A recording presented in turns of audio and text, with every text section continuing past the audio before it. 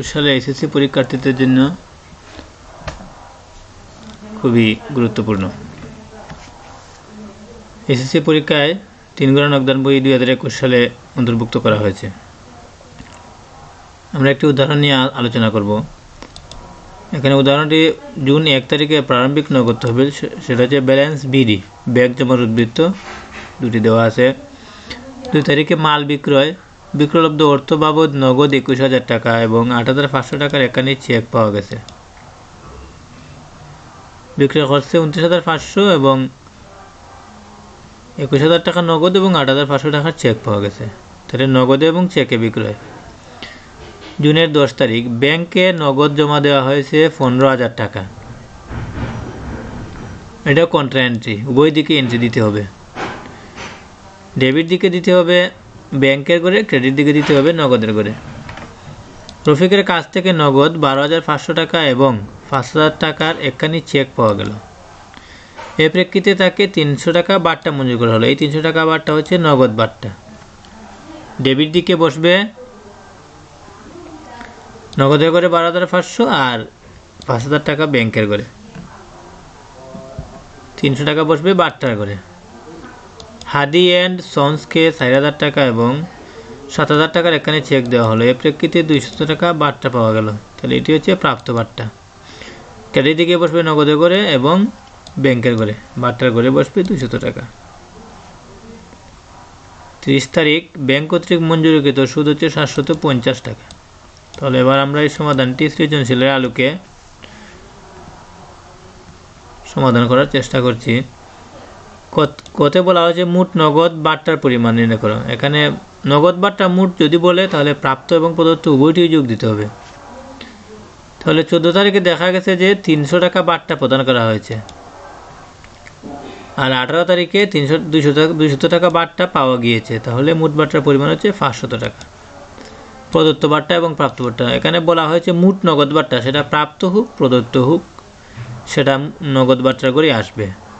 তাহলে 500 টাকা হচ্ছে নগদ বাট্টা। ক নম্বরে বলা হয়েছে জুন মাসে মোট নগদ বৃদ্ধির পরিমাণ। মোট নগদ বৃদ্ধি বলতে নগদ পাওয়া গেছে যেগুলো, সেগুলো আমরা নিয়ে আসব।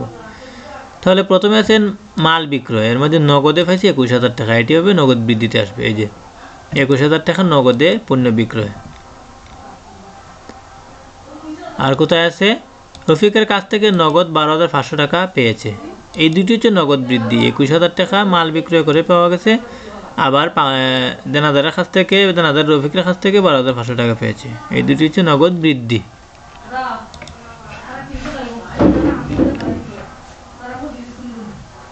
ক নম্বরে বলা হয়েছে লেনদেনগুলো অবলম্বনে একটি 3 গড়া নকদান বই প্রস্তুত করো। তাহলে 3 গড়া নকদান বই আমরা প্রস্তুত করব।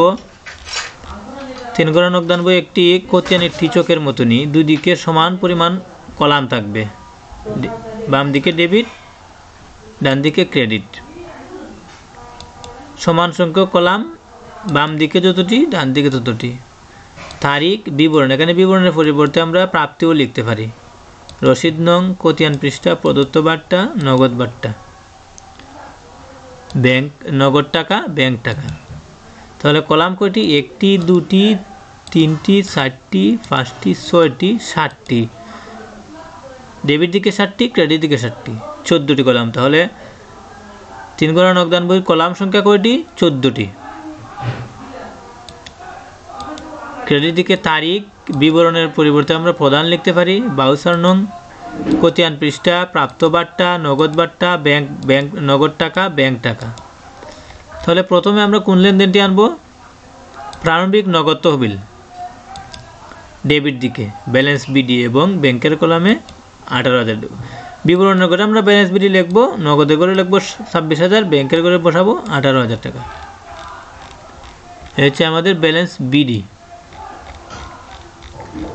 তারপরে 2 তারিখে আছে মাল বিক্রয় 29,500 টাকা, নগদে পাওয়া গেছে 21,000 আর চেক পাওয়া গেছে 8,500 টাকা। উভয়টি আমরা ডেবিট দিকে বসাবো। এই যে বিক্রয় হিসাব, নগদের করে বসানো হয়েছে 21,000 টাকা আর ব্যাংকের করে বসানো হয়েছে 8,500 টাকা। এটা হচ্ছে আমার 2 তারিখের লেনদেন। 3 তারিখে বলা হয়েছে ব্যাংকে নগদ জমা দেওয়া হয়েছে, এটি হবে কন্ট্রা এন্ট্রি। ডেবিট দিকে যেহেতু ব্যাংকে জমা দিয়েছে, ব্যাংকে বৃদ্ধি পেয়েছে, তাহলে বৃদ্ধিটা বসবে ডেবিট দিকে, আর নগদ হ্রাস পেয়েছে, হ্রাসটি বসবে ক্রেডিট দিকে, বিপরীত দাখিলা হবে। এই তো নগদান হিসাব, ব্যাংকের করে বৃদ্ধি পেয়েছে, নগদে জমা দিয়েছে, নগদ টাকা ব্যাংকে জমা দিয়েছে, তাহলে ব্যাংকে বৃদ্ধি পেয়েছে, বৃদ্ধি পেলে ডেবিট দিকে, আর নগদে হ্রাস পেয়েছে, হ্রাস পেলে ক্রেডিট দিকে। গেল 10 তারিখ। 14 তারিখ হচ্ছে রফিকের কাছ থেকে নগদ 12,500 টাকা এবং 5,000 টাকা চেক পাওয়া গেছে, আর বার্তা দিছে তারে 300 টাকা। তাহলে উভয় ডেবিট দিকে বসাবো। 14 তারিখের লেনদেনটি প্রাপ্য হিসাব রফিক, নগদের করে নগদ টাকা, ব্যাংকের করে চেকের টাকা, আর বার্তার করে বার্তার টাকা।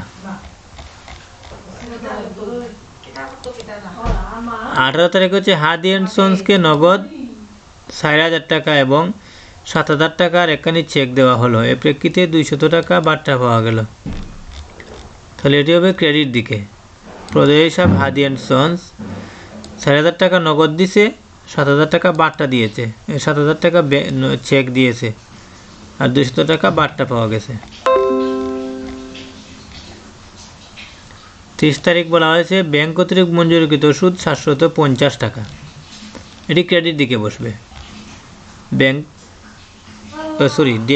সুদ মঞ্জুর করছে, সেটা পাওয়া যাবে ডেবিট দিকে, প্রাপ্ত সুদ ব্যাংক সুদ। তাহলে এখানে